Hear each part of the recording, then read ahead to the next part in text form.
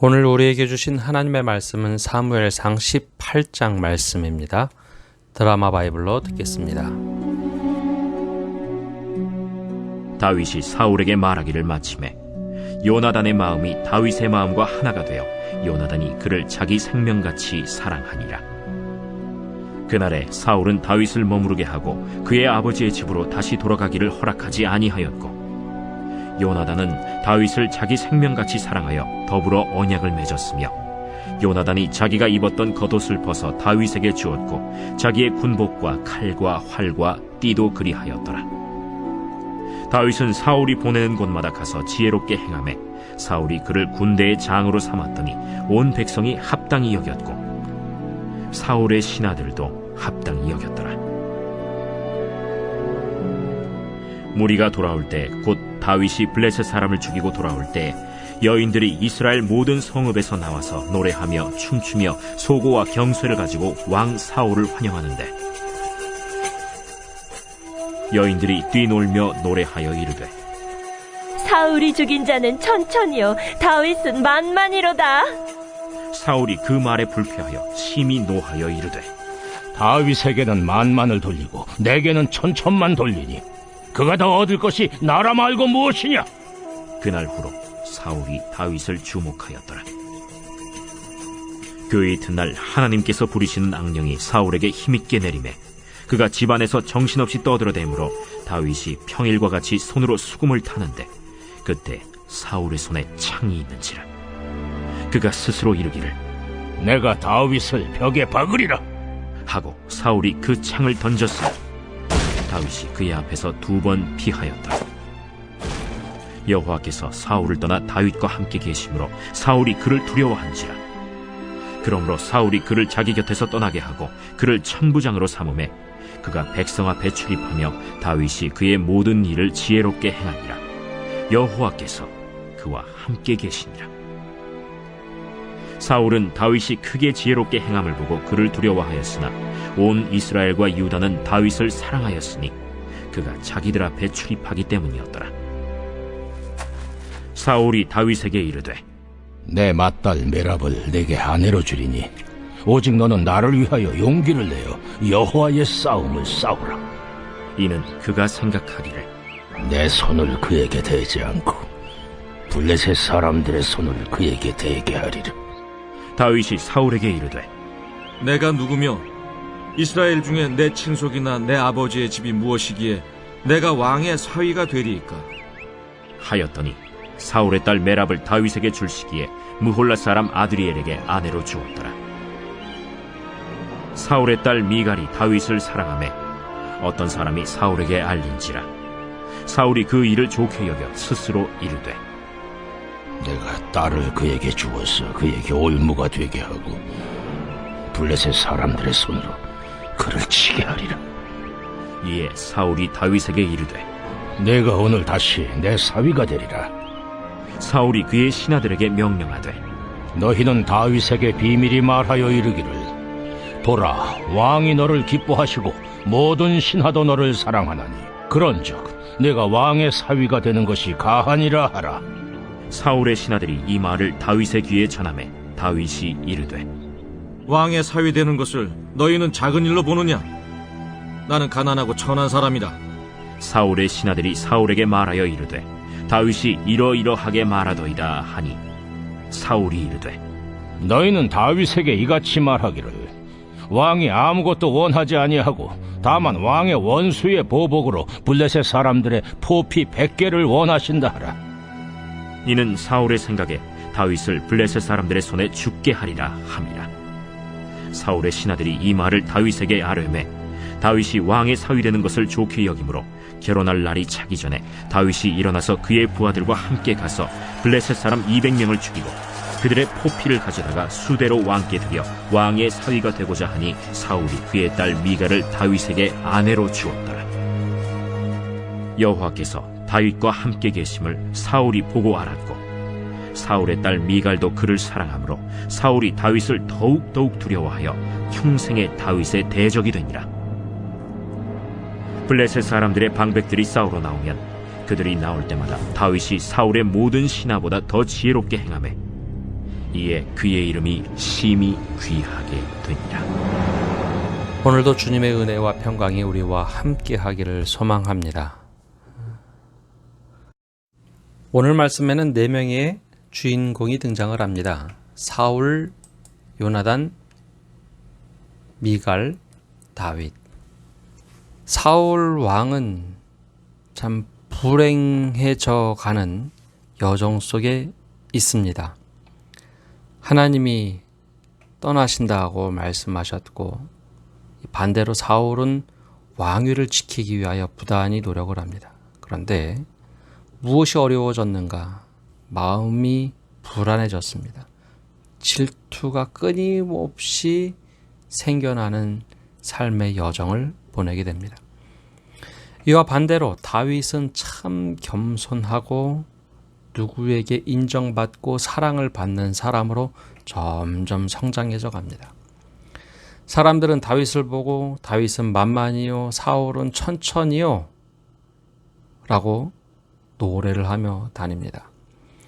다윗은 사울의 아들 요나단에게 인정을 받고 좋은 우정의 관계를 맺는가 하면 사울의 딸 미갈이 다윗을 사랑할 만큼 아주 매력적인 사람으로 살아갑니다. 그런데 다윗에게는 겸손함이 있습니다. 그리고 실제로 자기 스스로 생각하기에 나는 미천한 사람이고 나는 목동이고 하나님이 세우신 저 사울 왕을 보필하는 사람으로서의 정체성을 지녔던 사람입니다. 근데 이상하게도 사울 왕은 점차 질투가 그 삶을 가득 메우기 시작합니다. 성경은 이 모습을 하나님이 떠났다, 악신이 부렸다라고 얘기합니다. 그러면 질투가 무조건 하나님이 떠난 악신이 부린 감정일까? 그것만은 아닙니다. 질투라는 것은 우리의 삶을 좀먹는 아주 나쁜 마음입니다. 오늘은 이 점을 조금 부각해서 보려고 합니다. 우선 1절에서 5절까지는 요나단과 다윗의 관계가 나오죠. 구체적으로 이야기는 하진 않았지만 요나단, 즉 사울의 아들 요나단은 다윗을 참 좋아했습니다. 자기 생명처럼 존귀하게 여겼고 사랑했죠. 쉽게 요나단은 아버지의 마음에 동의하지 못했습니다. 자신이 입었던 겉옷을 벗어 다윗에게 주고 군복과 칼과 활과 띠도 줄 만큼 다윗을 존귀히 여겼습니다. 근데 이것이 우리에게는 그냥 보이겠지만 왕자가 목동에게 이것을 준다는 것은 있을 수 없는 일입니다. 그만큼 다윗은 요나단에게 사랑을 받았다라는 것이죠. 요나단에게 초점을 맞추면 그런 관점으로 보이지만 거꾸로 다윗에게 초점을 맞추면 그만큼 다윗은 매력적인 사람이었고 사람들에게 존중받고 사랑을 받던 사람이다라는 겁니다. 두 번째, 성으로 전쟁 끝나고 돌아올 때에 사람들 사이에 노래가 나오죠. 사울이 죽인 자는 천천히요 다윗은 만만이로다. 다윗의 반응은 전혀 나오지 않습니다. 저 뒤쪽에 나오는 다윗의 반응을 보면 다윗은 철저하게 이 노래에 대하여 부정을 합니다. 난 그런 사람이 아니다. 근데 이때부터 사울은 굉장히 불편해합니다. 질투가 하늘을 찌릅니다. 8절 말씀을 보면 사울이 이 말에 불쾌하여 심히 노하여 가로되 다윗에게는 만만을 돌리고 내게는 천천만을 돌리니 그에 더 얻을 것이 이 나라밖에 무엇이냐, 이렇게 외치며 불쾌하게 생각하죠. 근데 주관적인 것과 객관적인 것을 보면요, 객관적인 것을 한번 보면 사울은 이미 왕이 되었습니다. 그리고 아들 요나단이 다윗보다 나이가 많았습니다. 그러고 보면 사울은 이제 중년에 넘어서 노년으로 넘어가는 여정 속에 있는 사람입니다. 이미 왕위도 탄탄하게 닦아져 갑니다. 일개 목동인 다윗과는 비교할 수 없을 만큼 높은 자리에 있습니다. 명령 하나면 다윗을 죽일 만한 권력도 가지고 있습니다. 객관적으로 비교 대상이 되지 않아요. 객관적으로 전혀 비교 대상이 되지 않습니다. 사람들 사이에서는 약자 혹은 영웅에게 대해서 그렇게 이야기할 수도 있어요. 그렇기 때문에 아무런 질투 대상이 아닙니다. 그런데 사울의 마음엔 질투가 생겨납니다. 그래서 그날부터 사울이 다윗을 주목하기 시작합니다. 하나님의 부리신 악신이 사울에게 힘있게 내려 집 가운데 있을 때 다윗이 수금을 타야 마음이 진정이 되는데 그때 창을 들고 두 번이나 던져서 죽이려고 합니다. 근데 이 질투 마음 깊숙한 곳에 12절 말씀에 살짝 얘기합니다.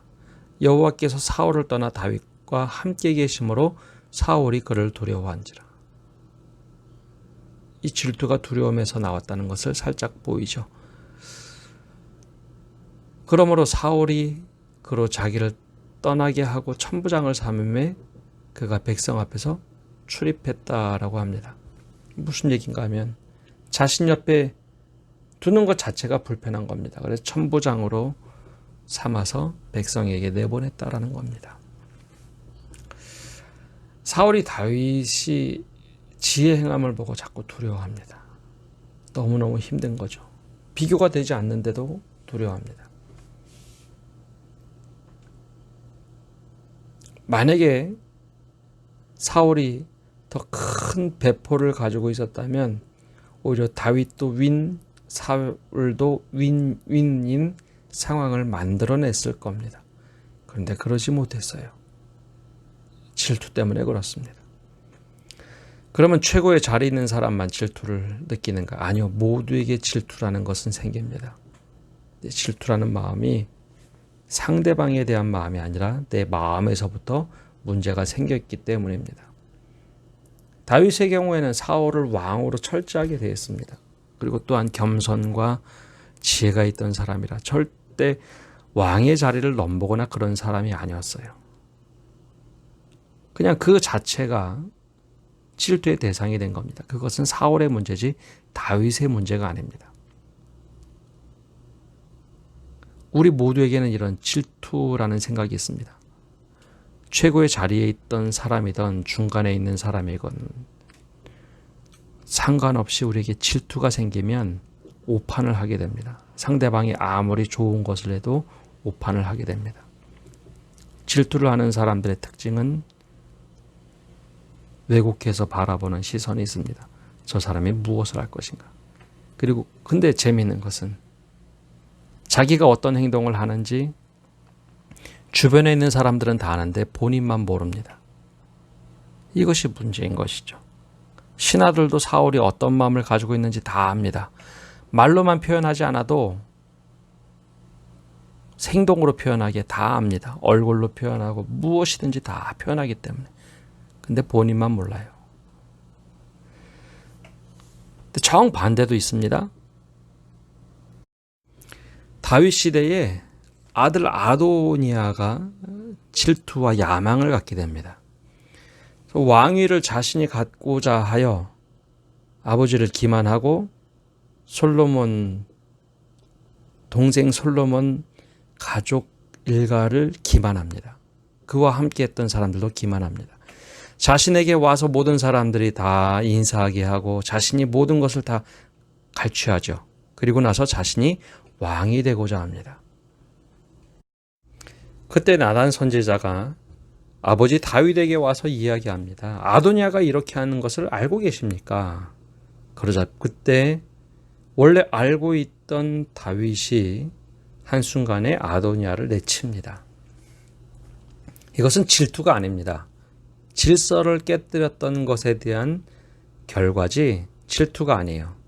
그러나 사울의 경우는 이것은 질투입니다. 나하고 비교조차 되지 않는 사람에게 갖는 감정.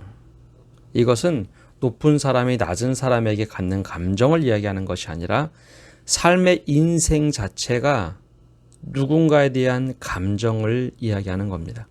이 질투라는 것은 모든 것을 왜곡해서 보게 합니다. 정상적으로 바라보지 못하게 해요. 그냥 기분이 나쁜 겁니다. 이것은 내 신앙을 좀먹고 내 삶을 좀먹고 내 인생 생각 자체를 바꾸어버리고 왜곡되게 바라보는 아주 무서운 존재입니다. 성경은 이것을 하나님이 떠난 상태처럼 이야기를 하고 있어요. 하나님이 떠난 상태. 근데 정반대로 다윗은 그렇지 않았어요. 이상하게 다윗 주변에는 자꾸 사람들이 몰립니다. 사울의 아들 요나단도 다윗을 생명같이 사랑했고 사울의 딸 미갈도 다윗을 사랑하여 어떻게 하면 다윗과 함께 할 수 있는가라는 마음 상태를 갖습니다. 다윗이 그만큼 매력적이고 인자하고 따뜻한 사람이라는 거예요. 사울은 그것 자체도 힘들어합니다. 만약에 사울이 다윗을 온전하게 품었다면 역사는 달라졌을 겁니다. 물론 하나님의 섭리기에 가정은 없습니다. 따라서 우리가 사울과 같은 삶을 살 것인가, 다윗과 같은 삶을 살 것인가, 어떤 마음을 가지고 살 것인가, 우리 스스로 한번 돌아봐야 합니다. 사울은 끊임없이 다윗을 질투하고 어떻게 하면 넘어뜨릴까, 어떻게 하면 올무에 쌓을까, 자꾸 꿍꿍이 수를 피우죠.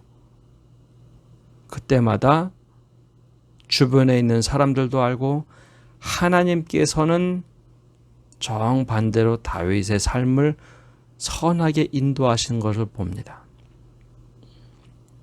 우리의 모습에 어떤 모습이 있습니까? 우리가 하나님께 마음을 두고 하나님께 속한 사람입니까?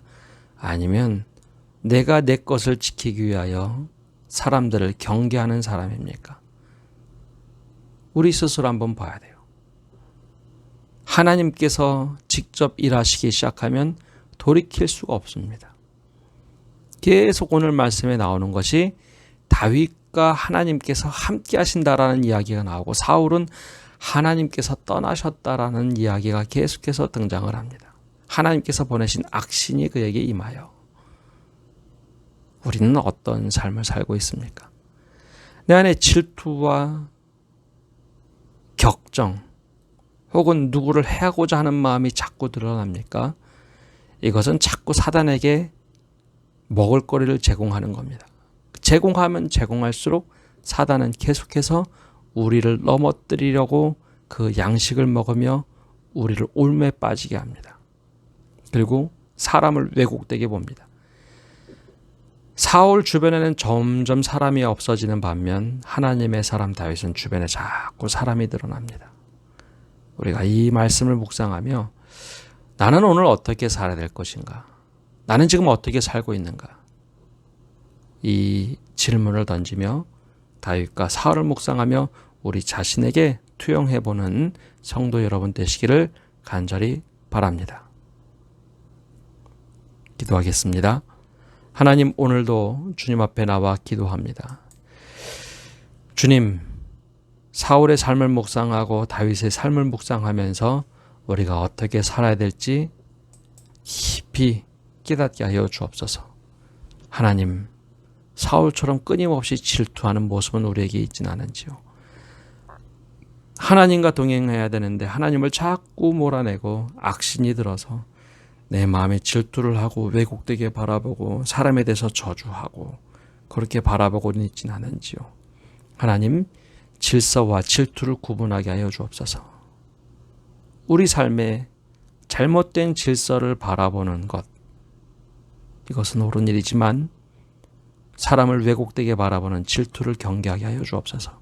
오히려 다윗과 같이 하나님과 함께하는 사람, 하나님으로 함께하여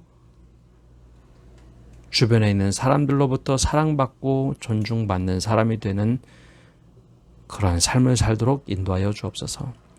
하나님, 코로나19로 인하여 모든 것이 많이 무너졌습니다. 교회도 많이 무너지고 있습니다. 주님, 제발 우리의 기도를 들어응답하시고 하나님, 교회를 살려주시고 이 땅을 회복시켜 주시고 땅바닥에 떨어져 있는 교회를 회복시켜서 하나님의 나라가 되게 하여 주시고 하나님의 나라의 가치와 의의를 회복하여 이 세상에 하나님의 나라를 이루어가는 구원의 도구로 사용되게 하여 주옵소서. 하나님, 태풍이 생각보다 큰 피해 없이 빠져나가게 하신 것도 감사해요. 하나님, 혹 태풍으로 인하여 어려움을 당한 이들이 있다면 하나님 도와주시고 그들의 마음을 붙잡아 주시고 회복되게 하여 주옵소서. 주님께 오늘 한 날도 모든 것 맡겨드리며 예수님의 이름으로 기도합니다. 아멘.